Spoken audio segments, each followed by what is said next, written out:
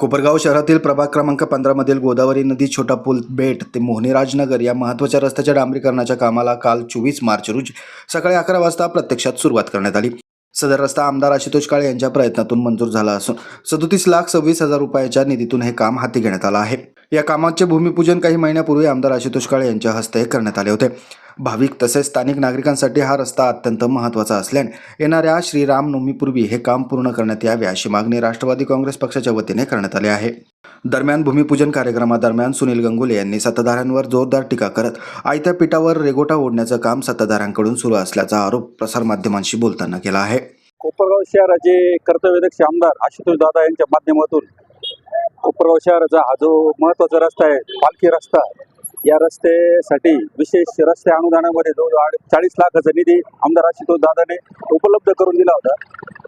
त्याचं साधारण 7-8 महिन्यापूर्वी उद्घाटन पण झालं होतं, पण संबंधित कॉन्ट्रॅक्टरने ते काम चालू नाही केलं आणि या सगळ्या गोष्टीमध्ये आता आज काम चालू होणार आहे असं आम्हाला कळलं आहे।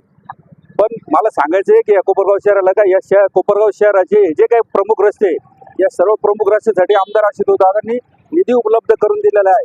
पण या कोपरगाव शहरामध्ये आयत्या पिठावर रेषा असे ओढण्याचे काम या कोपरगाव शहरामध्ये चालू आहे। त्या गोष्टीचा मी राष्ट्रवादी काँग्रेसतर्फे निषेध करतो आणि हा जो महत्त्वाचा रस्ता आहे, संबंधित कॉन्ट्रॅक्टरनी 8 महिन्यापूर्वी 7-8 महिन्यापूर्वी याच्यात एक लेअर मारला होता। आता तुम्ही बघून घ्या, याचे लेअर सुद्धा उखडले गेलेले।